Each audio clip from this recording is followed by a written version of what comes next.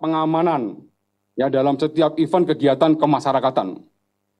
Nah, ini betul-betul akan diterapkan dan betul-betul akan disosialisasikan, dan harapan kita ya kedepannya akan setiap pertandingan yang melibatkan dan menghadirkan massa dalam jumlah banyak, keselamatan dan keamanan menjadi prioritas yang utama. Ya, salah satu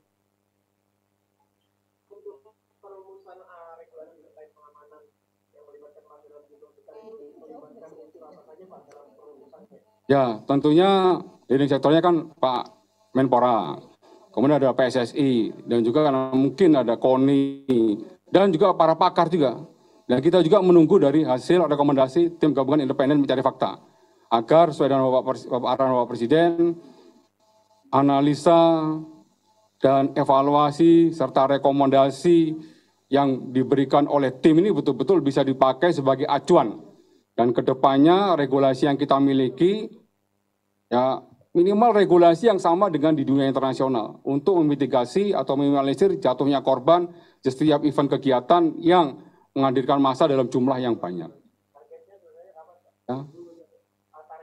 Targetnya kalau misalnya TGF kan 1 bulan, ya ini mungkin 1 bulan mungkin bisa segera diselesaikan ya, karena tim masih terus bekerja. Ini target utama Bapak Kapolri, ya termasuk evaluasi internal juga dilakukan, ya, oke. Terkait regulasi yang apabila tadi kan di awal bahwa status FIFA yang diadopsi oleh PSSI sudah bagus, ya. Tapi ada disebutkan akan ada regulasi baru, dievaluasi. Apa poinnya Pak yang akan direvisi itu? Yang kedua tadi yang terakhir apabila Kapolri juga sedang menyusun regulasi terkait dengan kemasyarakatan, melibatkan kemasyarakatan itu akan termasuk juga nanti akan pilkada itu kan juga melibatkan masa-masa yang banyak, apa termasuk juga dalam itu juga aturan yang dibuat? Ya, jadi kalau misalnya kita membaca regulasi keselamatan dan keamanan yang mengadopsi dari statuta FIFA itu sudah sangat lengkap. Ya, rekan-rekan bisa baca sendiri, ada kurang lebih sekitar 45 pasal lebih, kemudian ada 8 bab, itu mengatur semuanya lengkap. Ya, termasuk standar untuk melakukan evakuasi ya ketika masa terjadi kontingensi. Itu ada batas waktunya. Ya, batas waktunya keluar itu tidak boleh lebih dari 10 menit. Kalau misalnya keluar itu lebih dari 10 menit, pintu-pintu darurat itu tidak bisa difungsikan dengan baik, akan terjadi fatalitas, seperti halnya terjadi di Kanjuruhan. Ya. Dari 8 pintu emergensi itu seharusnya kan bisa difungsikan. Kalau itu bisa difungsikan, maka jatuhnya korban bisa diminimalisir. Tapi ketika kejadian itu fungsi dari emergency exit-nya itu tidak bisa difungsikan dengan baik, tidak bisa dibuka, itu yang betul-betul tidak kita harapkan. Kedepannya itu harus dikontrol, itu harus diaudit semuanya sebelum pertandingan. Harus dipastikan di dalam regulasi ini semua pintu dijaga oleh steward dan semua pintu harus dalam keadaan tidak boleh dikunci, dan ya apabila difungsikan harus mampu semaksimal mungkin bisa mengeluarkan penonton dalam keadaan selamat. Ya semua sudah dihitung di situ di dalam regulasi itu. Itu yang harus disosialisasikan. Sama halnya ketika kita naik pesawat. Ya ketika naik pesawat dari pramugara selalu menyampaikan standar keselamatan dan keamanan dalam penerbangan seperti ini. Ya, pintu keluarnya di depan ada sekian, di tengah ada sekian, kemudian di belakang ada sekian. Ini harus sosialisasikan terus. Kalau misalnya ini tidak disosialisasikan ketika terjadi kontingensi, terjadi emergensi, yang membahayakan adalah keselamatan daripada penonton. Demikian juga keselamatan baik pemain, official maupun aparat keamanan. Pak Deddy, untuk pelaku perusakan atau perusahaan fasilitas umum dan sejumlah kendaraan polisi di luar Tanjung sudah ada perkembangan belum Pak? Ya masih dalami ya. Perlu disampaikan kepada rekan-rekan terhadap 6 tersangka yang sudah ditetapkan oleh Bapak Kapolri ya terkait pasal 359 dan atau 360, kemudian dan atau pasal 103 ayat 1 Undang-Undang 11 tahun 2022. Hari ini sudah dilayangkan surat panggilan kembali. Ya, rencana hari Selasa akan dipanggil untuk dimintain keterangan lagi oleh penyidik. Ya, langkah-langkah selanjutnya nanti akan saya sampaikan kepada rekan-rekan apabila saya sudah mendapat informasi dari tim penyidik Polda Jatim dan Barreskrim. Ya. Jadi terkait juga memberikan rasa kesulitan bernafas gitu Pak. Lalu untuk gas air mata yang mungkin diduga tadi ada luasan gitu Pak ya, apakah beresiko menimbulkan racun untuk bagi masyarakat? Ya, jadi kembali lagi saya mengutip apa yang disampaikan oleh Dr. Mas Ayu Evita. Di dalam gas air mata memang ada kadaluarsanya, ada expirednya ya. Kan harus mampu membedakan. Ini kimia, beda dengan makanan. Kalau makanan, ya ketika dia kadaluarsa, maka di situ harus ada jamur, ada bakteri yang bisa mengganggu kesehatan. Kebalikannya dengan zat kimia atau gas air mata ini, ketika dia expired, justru kadar kimianya itu berkurang. Ya, sama dengan efektivitasnya gas air mata ini, ketika ditembakkan, dia tidak bisa lebih efektif lagi. Misalnya kalau misalnya dia tidak expired, dia ditembakkan, kan ini kan partikel CS ini kan terjadi partikel-partikel seperti serbuk-serbuk bedak. Ya, ditembakkan, jadi ledakan di atas, ketika terjadi ledakan di atas, maka akan timbul partikel-partikel yang lebih kecil lagi daripada bedak yang dihirup, kemudian kena mata, mengakibatkan perih. Ya, jadi kalau misalnya sudah expired, justru ya kadarnya dia berkurang secara kimia, kemudian kemampuannya gas air mata ini juga akan menurun. Gitu. Pak, bagaimana Pak hasil penyidikan hingga sekarang? Pak? Miras Pak, kemarin kan polisi menyebut iya. ada temuan miras di sana, bagaimana Pak? Miras sudah didalami oleh Lafor, betul miras itu ya dari berbagai jenis termasuk campuran. Ya ini masih didalami oleh tim sidik yang kaitannya dengan anti penerapan pasal tertentu, melakukan pengerusakan, pembakaran, penyerangan dan lain sebagainya. Tapi yang jadi fokus dan concern Bapak Kapolri, selesaikan dulu pasal 359 dan atau 103 ayat 1 Undang-Undang 11 tahun 2002 itu dulu fokusnya. Ya penyidik harus menuntaskan itu dulu. Harus mampu membuktikan itu dulu. Karena apa? Jatuh korbannya cukup banyak. Ini yang menjadi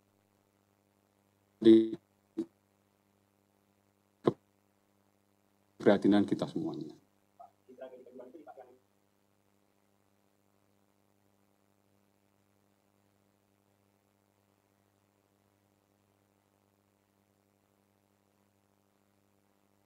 Lakukan 3 orang ini sebagai tersangka. Ya, yang pertama kaitan dengan PT LIB, yang kedua kaitannya dengan panitia penyelenggara, yang ketiga kaitannya dengan anggota kepolisian, baik mulai dari Kabak-Op dan Kibrimob maupun Kasat Sabara. Ya, ini yang paling bertanggung jawab ya di dalam operasional pengamanan di lapangan. Sama halnya dengan security officer. Security officer di dalam regulasi FIFA atau di dalam regulasi keselamatan dan keamanan harusnya mampu mengontrol itu semuanya, termasuk Kabak-Op. Ya, yang mengetahui tentang regulasi seperti itu. Sudah sangat jelas di dalam regulasi keselamatan dan keamanan tersebut, ya, setiap aparat keamanan dilarang membawa gas air mata, bukan naik gas air mata. Membawa tameng, membawa tongkat, memakai helm dan masker. Ya. Ya, masker yang dapat memprovokasi massa saja itu dilarang. Ya, kenapa itu tidak dilarang? Andai kata itu dilarang, tentunya tidak akan terjadi seperti ini. Ya, sama halnya ketika melakukan penembakan, tentunya yang dilakukan penembakan dulu ya adalah dengan menggunakan smoke ini. Ini diluncurkan hanya efek deterrennya itu hanya suara asap putih. Ya, ketika masih maju untuk mengurai massa, menggunakan yang biru.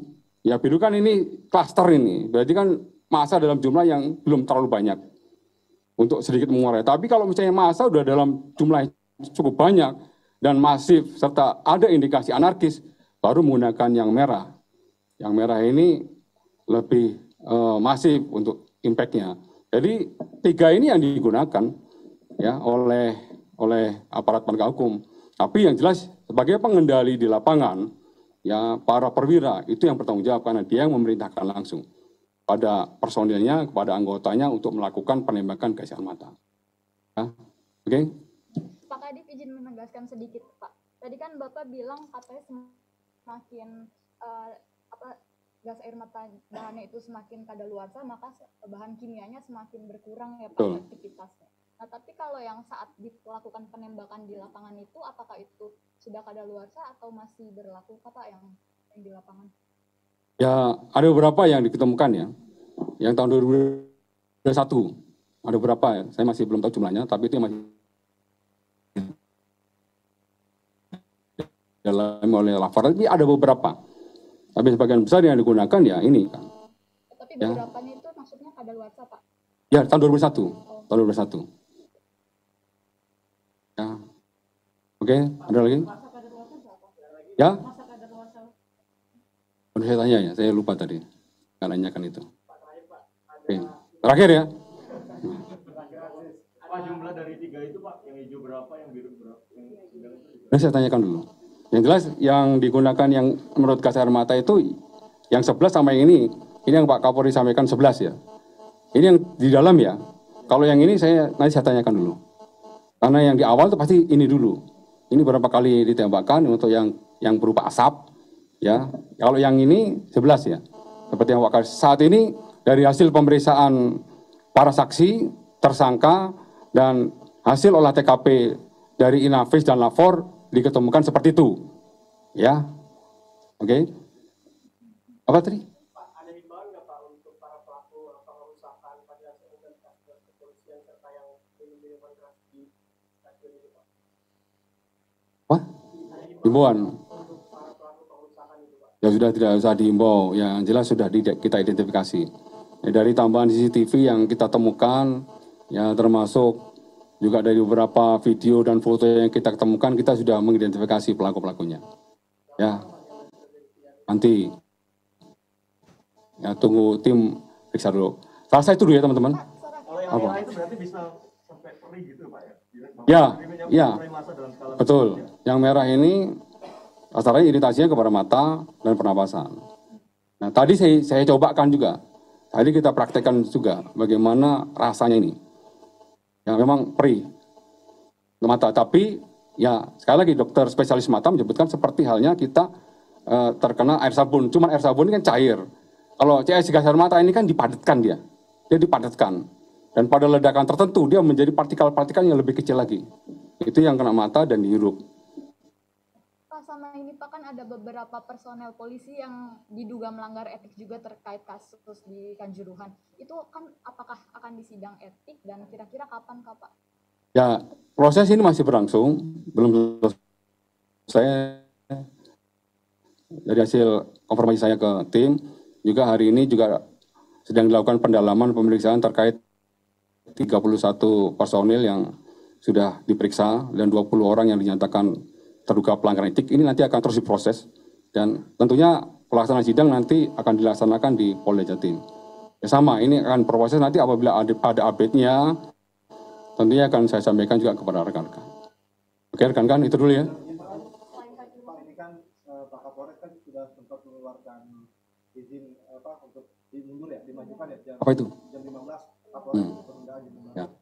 Nah ini kan berarti kan udah ada deteksi dini akan terjadi kerusuhan. Nah ini kenapa dapat dikeluarkan izinnya Pak untuk dilaksanakan malam itu Pak? Dapat tidak dilarang aja gitu Pak? Apakah ada intervensi dari PSOC kalau bukan Pak ini? Ya, jadi gini, itulah salah satu materi yang didalami oleh tim investigasi. Ya, di situ ada unsur kelalaiannya. Ya, karena kelalaiannya, baik dirut PT LIB maupun panitia penyelenggara yang mengabaikan high risk, kita sudah tahu ketika pertandingan antara Arema sama Persibaya ini adalah pertandingan yang memiliki tingkat risiko yang cukup tinggi. Makanya Polres mengajukan untuk kalau bisa diajukan meskipun ya penontonnya hanya penonton dari rekan-rekan Arema sendiri. Ya tidak melibatkan supporter dari Persibaya, tapi tingkat resikonya cukup tinggi.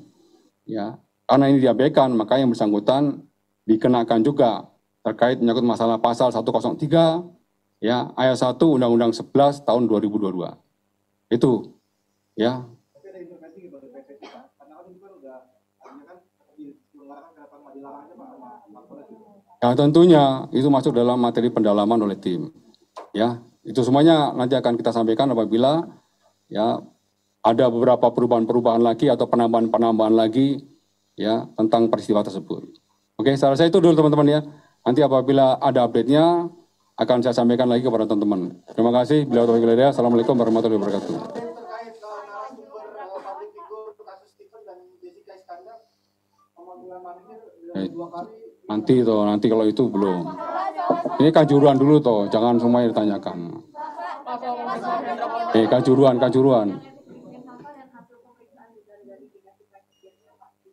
Wah, ya Kak. Informasinya dari Propam, bahan datanya, tentunya insya Allah akan saya sampaikan kepada teman-teman. Ya, saya juga menunggu sama dengan teman-teman. Apabila dapat ya saya informasikan. Itu dulu ya. Siapa? Hendra Kurniawan, Riki Rizal, dan Richard Eliezer ini saat ini masih anggota Polri ya Pak, bersama dengan ini Pak? Kan belum sidang. Nah, nunggu sidangnya dulu. Oke? Kita tidak usah terburu-buru dulu, nunggu sidangnya selesai dulu. Oke teman-teman, terima kasih.